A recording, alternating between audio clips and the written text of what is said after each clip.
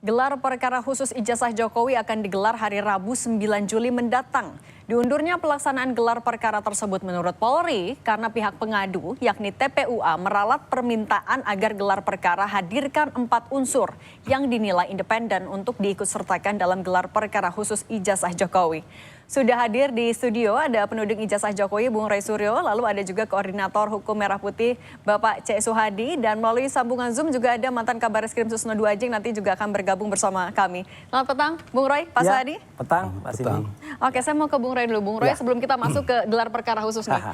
Ajudannya Pak Jokowi sudah datang diperiksa oleh Polda. Bung Roy, kapan rencana akan ke Polda? Ini sekaligus bagus ya Kompas mengangkat. Jadi artinya pernah ada undangan untuk saya itu hari Selasa tanggal 1 yang lalu. Dan itu memang saya sebenarnya siap hadir. Tapi oleh kuasa hukum dikatakan itu undangannya nggak proper, pelapornya juga tidak ada katakanlah tidak ada legal standing, jadi nggak usah hadir. Ya udah kita nggak hadir. Nah tapi yang menarik tiba-tiba hari Kamis kemarin itu Kabid Humas Polda Metro ya Pak Ade Syamarif itu tiba-tiba mengumumkan kami menunggu Roy Suryo dan kawan-kawan hari ini. Nah ini yang aneh Mbak. Jadi kok nampaknya koordinasi di Polda Metro sama tidak bagus ya. Tidak ada undangan sama sekali untuk hari Kamis kemarin ya gitu. Tapi memang kabarnya ada undangan tuh minggu depan. Nah minggu depan insya Allah kita akan datang ya gitu. Dan dengan kita lihat juga undangannya seperti apa nanti ya. Tapi artinya kita siap. Dan kita hormati undangan itu, tapi tolong undangannya yang proper dan jangan membuat hoax tiba-tiba hari Kamis kemarin ada undangan. Nggak ada, jadi makanya Kamis kemarin kami nggak hadir, nggak ada apa-apa. Oke, nah kalau Pak Suhadi ini kan juga tadi kita melihat sama-sama kalau ajudannya Pak Jokowi sudah dipanggil ke Polda, sudah diperiksa. Tapi Anda melihat kaitannya juga, kenapa seorang ajudannya Pak Jokowi bisa diperiksa untuk kasus ijazah Pak Jokowi? Ya, kalau saya melihat dari keterangan yang bersangkutan, terkait dipanggilnya itu kan berkaitan dengan adanya laporan polisi tentang tindak pidana pencemaran nama baik, berita-berita hoax dan lain sebagainya. Itu kaitannya itu. Dan di dalam konteks ini harusnya kan juga nggak perlu dipermasalahkan. Karena kenapa? Ini kan masih penyelidikan, belum kepada penyidikan. Jadi siapapun menurut hukum itu boleh diundang, boleh didengar keterangannya.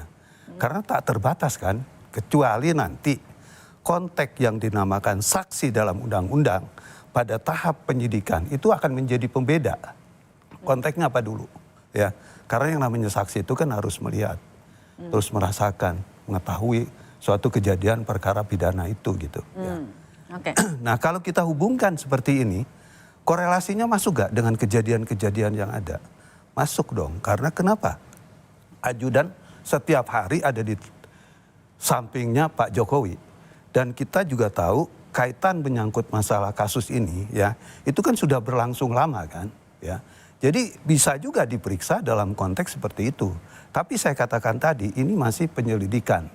Konteks kepada hal-hal yang lebih substantif itu nanti bisa dilihat di penyidikan. Gitu. Ajudan adalah orang yang menempel ke Pak Jokowi, tapi Pak Susno, kalau kita melihat dari waktu dugaan ijazah palsunya yang diadukan oleh Bung Roy Suryo dan juga TPUA, ini kan terjadi ketika Pak Jokowi masih kuliah, belum ada ajudannya di situ. Kaitannya kenapa harus seorang ajudan diperiksa penyidik? Gimana ya? Jadi yang penting itu objeknya itu adalah ijazah. Ijazah itu palsu apa tidak. Jadi untuk menentukan ada apa tidaknya kejahatan pencemaran nama baik yang calon tersangkanya yaitu Pak Rismon VS, dan untuk menentukan adanya tentang pemalsuan atau ijazah palsu, tetap objeknya ijazah.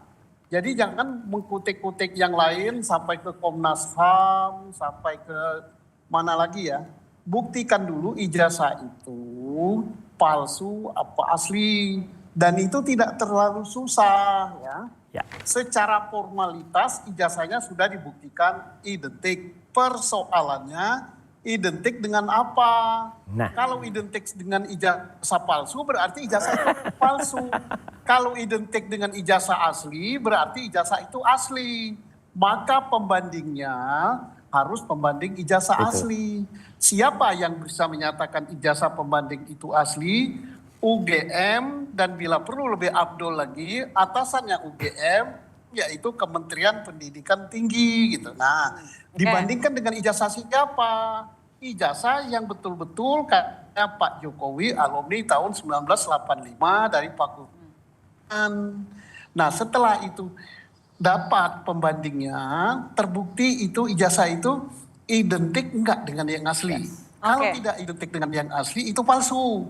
Nah, Ini juga kan yang kemudian nanti, ini juga nanti yang akan dibuktikan atau ingin dibuktikan oleh Bung Roy Suryo dan kawan-kawan ketika gelar perkara Iya. khusus. Tapi kenapa sebenarnya Bung Iya. Roy Suryo bersikukuh sekali gelar perkara khusus itu harus dilakukan dalam waktu dekat. Tapi nanti kita akan bahas lagi Ya. selesai jeda, tetap bersama kami Oke, di Kompas sebentar. Petang. Sedikit aja, Mbak. Oke, silakan, Gelar Pak Sugeng, perkara singkat. sebenarnya bukan gelar perkara khusus. Gelar perkara biasa saja. Tetapi sebaiknya perkara ini ditarik semuanya ke Mabes Polri. Oke. Jangan ada yang di Mabes, ada yang di Polda. Wong ini presiden kok, mantan presiden Ya. dan menggegerkan nasional. Jadi Oke. supaya tidak berbeda persepsi antara Polda dengan Mabes, tarik ke Mabes gitu. Oke, ya, kemudian kan juga jadi catatan Bung Roy Suryo adalah kenapa 4 orang ini, Bung Roy Suryo termasuk, harus hadir juga dalam gelar perkara khusus hari Rabu. Nanti kita akan bahas lebih lanjut Siap. bersama kami di Kompas Petang usai jeda.